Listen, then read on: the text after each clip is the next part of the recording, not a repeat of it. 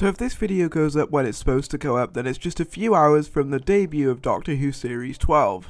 The follow-up series to arguably the most controversial series of the show since, well, ever. So in this video, I thought it would be interesting to talk about some of my hopes for the series. But before I do that, I'd like to give a special thank you to Chazza, who created this fantastic new logo and intro with the title sequence as always being provided by the spectacular Problem Being. I cannot be thankful enough to these people. They have made the channel look beautiful and amazing, and it's just, it's great, I love it.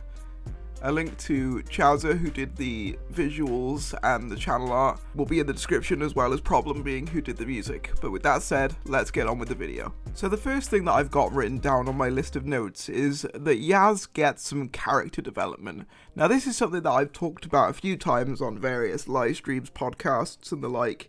It's that Yaz isn't really a character. She's more just a Pez dispenser of questions for the Doctor and someone to carry her tools around. She kind of reminds me of that character from Jumanji, whose only purpose is really to be the main character's sidekick. That's basically what she is. And it's unfortunate because we haven't really had a proper police character on the show before, and I think that it would be quite interesting to have a police officer as a companion, seeing how their different methods of doing things contrast with the Doctor's methods of doing things. So that's just what I basically hope for in Series 12 for Yaz, is that she just gets some kind of character development, preferably to do with her being a police officer, because I feel like there is a lot that you could do with that is just not being explored in the previous series. I'm not saying any of this will actually happen, but it's what I personally hope for. You know, I'm not asking for a lot with this. I just want something to show that she's more than just someone who carries the Doctor's tools around and asks questions. The next thing, and probably biggest thing that I want to see, is an arc for the 13th Doctor. Now, if the trailers are anything to go by, it looks like we're going to be getting something like this. What with the Doctor saying, something's coming for me and all that stuff. It looks like we're going to be getting some sort of development for 13. I just hope that we don't have the same constantly happy character that we had in the previous series, because I found that to be quite obnoxious and irritating after a while. Not that I'm saying it's really Jodie's fault, it's more down to the writing, but I suppose her acting doesn't really help matters either. I just hope that we get more than just the smiling children's entertainer vibe that I got from 13. She feels like she would be at home presenting a CBeebies show, where you've got to shout every 2 seconds in order to keep the kids engaged. And I just hope that we see more than that, because something that I find so incredible about the Doctor is the different sides of their personality. For example, with Seven in particular, comes to mind. He could go from buffoon to chess master very quickly, same with the second Doctor. The fourth Doctor is just all over the place, but in the best kind of way. You know, he's very sort of alien in his approach. Probably the most alien actor we've ever had on the show. Whereas, like, Jodie doesn't really have any of that, and I just hope that through having an arc for her character, she becomes more distinct when put against her other incarnations. Because at the moment, she just kind of feels like she's replaying some of Tennant's greatest hits without really understanding what made the character of the 10th Doctor, or the Doctor at large, so compelling to begin with. It's the multifaceted personality that they have, whereas 13 was very, very one note in the previous series, and I just hope that that's not the case for Series 12. It likely will be, as I said, but it's something that I hope we get more of her personality, just not just the same old, I'm the Doctor and I make people better, because that just gets stale after a while. I like it when the Doctor's planning things, I like it when he's cunning, I like it when he comes up with creative solutions and maybe sometimes even backstabs the companion or does things wrong, because that's what makes a character interesting. If a character's flawless all the time, then what's the point in watching them? If you know that they're going to be right all the time, then it doesn't make them very interesting. That's why 13 hasn't clicked with a lot of people, is because she doesn't make any mistakes. She's always considered to be flawless. The only time I can remember her making a mistake in the previous series was in Saranga Conundrum, and even then, the guy who called her out on her mistake was jettisoned into space 2 seconds later. So it's almost as if the script was rewarding her for making that mistake. It was very strange. But yeah, an arc for 13, it doesn't have to be much. You know, just something that shows that she's not just what we had in Series 11. I mean, the line, "you don't know me," I quite like that, because it shows that she's not shown everything to her companions yet. I like that, and I just hope that that gets followed up on. The third thing that I want, or don't want, is I don't want rehashes of previous Doctor Who stories. And what I mean by that is that with so many returning villains for Series 12, I fear that a lot of the stories are just going to feel like retreads of previous affairs. For example, Resolution to me felt very reminiscent of Dalek, except, ooh, this time it's outside. Wow. It just, yeah. I just hope that it doesn't all feel like stuff we've already seen. It doesn't all feel like familiar ground.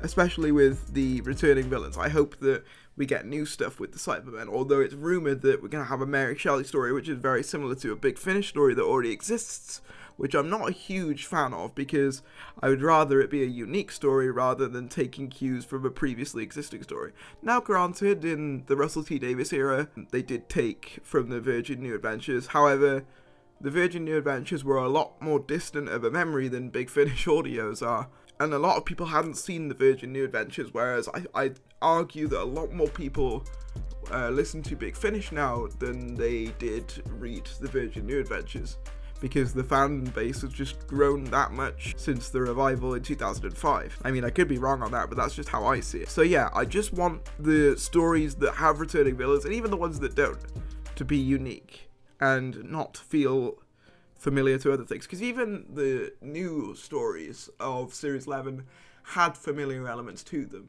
For example, Arachnids in the UK felt like a very generic spider story where spiders go big and take over the UK. It just felt very, very like surface level, very generic, and I just hope that we get more than that in Series 12.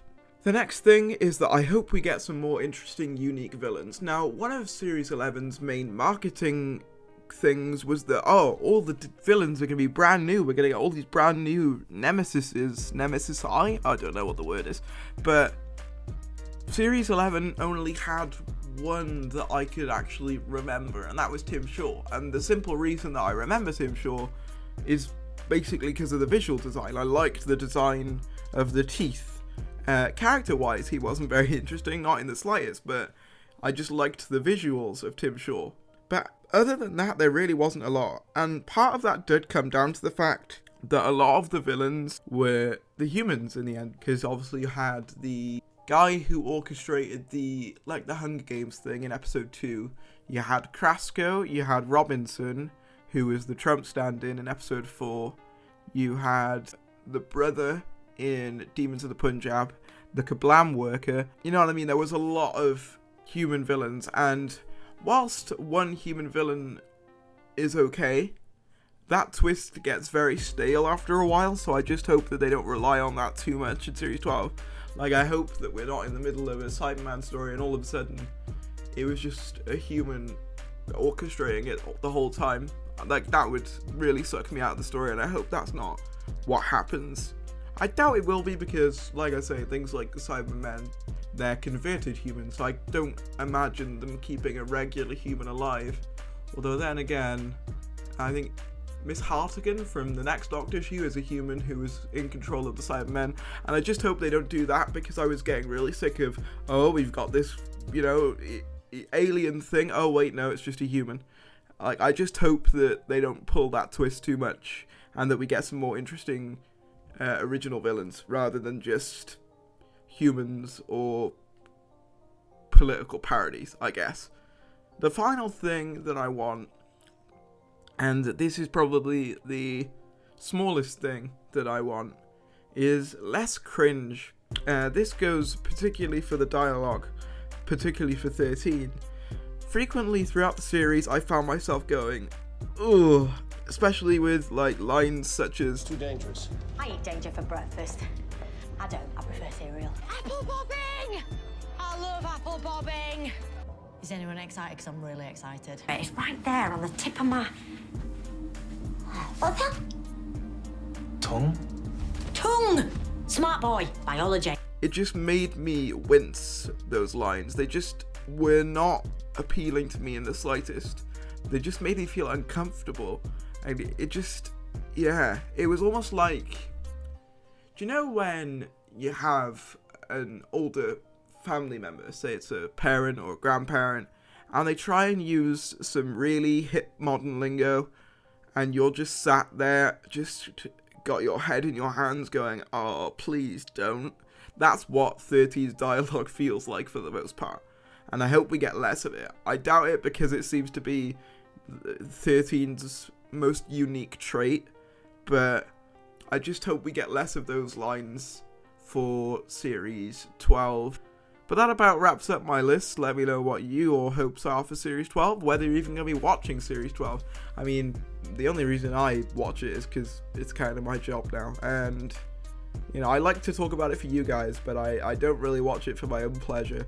But let me know what you guys think about Series 12, like whether you're going to watch it, what your hopes are for it, if like you could have ideal hopes. In the descriptions below are links to my Discord and my Facebook groups, as well as my Twitter.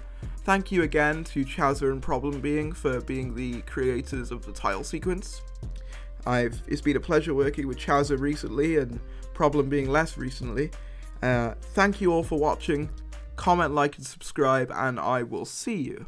Have you been craving some high quality merch that doesn't have She Who Shall Not Be Named on the cover? Are you struggling to get a gift for a family member or relative after they seem to have everything after Christmas? Well, fear not, as I have the perfect solution. Introducing Thary's merch! Not only is this merch high quality and affordable, but if you purchase it you'd also be helping me, which means a lot. But I didn't stop at just shirts. Oh no. On the Thary's merch store you can get notepads, hoodies, mugs, and more. Just visit the link in the description below, and on screen now. Because hey, every penny you spend in the Thary's merch store is a penny that the BBC won't see. And I think that that's something we should all be proud of. Oh, look down there, you got a little shop. I like a little shop. Never mind that.